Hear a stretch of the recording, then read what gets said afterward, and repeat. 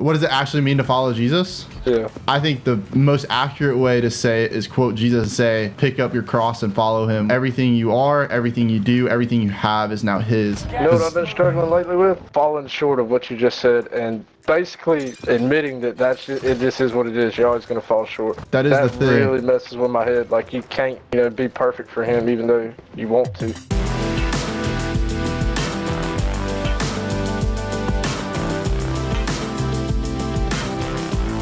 Well, as I wait to hopefully res you, you mind if I ask you kind of a random question? What's up? So I've been thinking a lot about like kind of something bigger question. And the question is, what do you think about God? And I've been kind of asking people what they think as I've been thinking about it. What do you think about him? Why you ask? Would love to kind of know your thoughts. Like, what do you think is real? Why not? Stuff like that. What makes you curious? Just straight out of curiosity, or is there a reason you ask? Is there like a real reason? I think the real reason is because I love getting to know where people are at, and because I think there is one, but not like, I feel like there's a lot of misunderstanding of like people, and there's like, hey, if you disagree with me, then like you're like my enemy and stuff. And I think that people can have civil conversations about things like this in an educational way. And I think the heart of it is I love the idea of truth as well, if that makes sense. Like, I love pursuing truth, and I think the idea of truth, like there being truth, and like pursuing that and wanting to know what the truth is. And I feel like the best way to know what the truth is and pursue truth is to understand where other people's perspectives are, because maybe they've had different experiences and stuff like that, and be able to get to listen and hear what people have to say. And maybe I get to say something, and if not, that's okay. But just like, just have conversations with people, like genuine. Well, answer to your question, yes, I believe in God. Sweet. And yeah, I do. I feel like, I was asking you why, you just out of curiosity, or what was it making you ask? Because I feel like a lot of people, man, they spend their whole life looking for someone just bought back over here. Just heads up. Yeah, people do. People do. I feel like you got this hole in you if you don't have Jesus in your heart. It's my belief. Hey, can you say that? You never from behind. Can you say that like one more time for the people in the back? Like. Oh God, he got me. They're sniping like way back here. Yeah, I feel like a lot of people, man, they're always searching for something. It's like you got a hole in your heart until you find Jesus. It's like it's a Jesus. It's like a Jesus-sized hole. That's what I think. Like, people try to shove drugs, whatever they can into that hole to try to fill it. And then when they finally find Jesus, it's like that hole is fulfilled. It's like their hole almost. Yeah. That's how I think about it. I love that. I've seen a lot of people just try a lot of things, and then they finally find Christ and completely changed. I love that. Can I ask what led you to Christ? Was it like your family? Were you born in it, or is it like born into a church? I've had several experiences, that it just makes me believe, hands down, no doubt in my mind at all, that God is real and plays a part. That's awesome. In our life, and we're here for a reason. Yeah, I love that.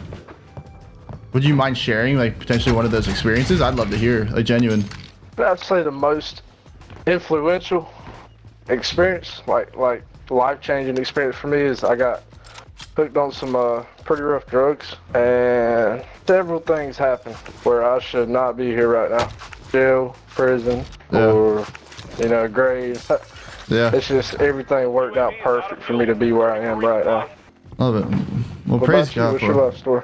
Was my life story? I don't know about you, but for me, I had like the moment where I knew I started following Jesus, right? And I was a Christian.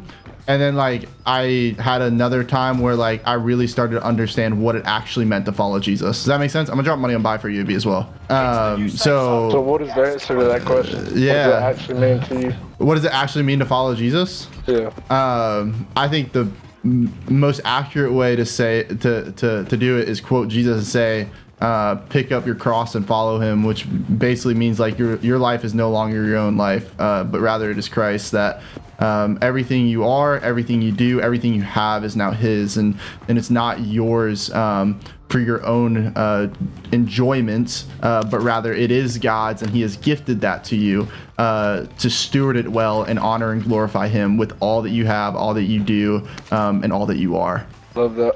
You know what I've been struggling lately with over the past, I don't know, few months? What's up?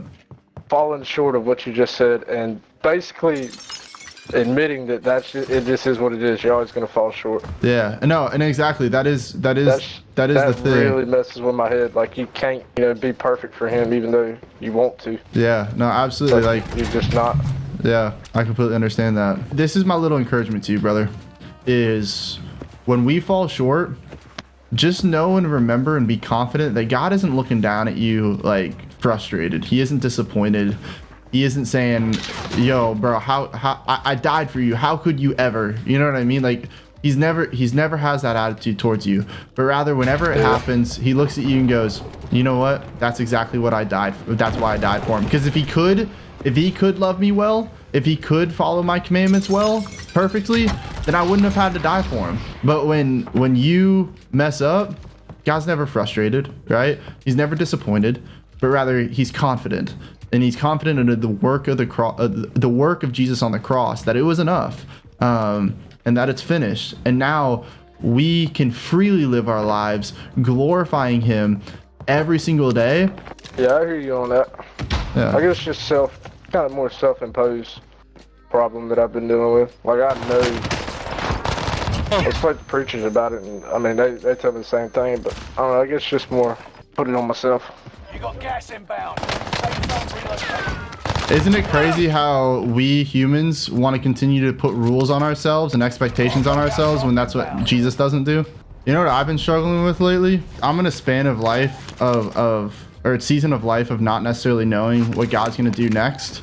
And I'm like in a place where like I want that control, I want that knowledge, and God's just like teaching me how to be patient on him, and that it's okay for me not to have every answer. You know what I mean? Oh yeah. Like, I've been really struggling on that lately. I don't think I've ever struggled with that. I got kind of like a peace of mind. Whatever happens, is meant to be. Yeah. Yeah. And that's just the thing I'm continually like praying for, is that specifically of like, Lord, I don't know what's gonna happen, but I trust you. You know what I mean? Like, and I'm consistently praying for that, because it's only by his grace and his generosity is he ever gonna give that to me. You know what I mean? No way you guys see me right now, right? I don't know if I'm gonna be able to get all the way there. Here in the bottom of that building. Might want to set a cluster off, like right here. Over there.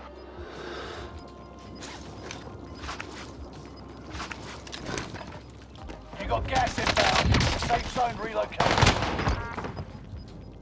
You're losing ground. Move it. You the goat. You the goat. Hey, brother, it was amazing playing with you, dude. As much as that win was awesome, playing with you was 10 times better, dude. 10 times better.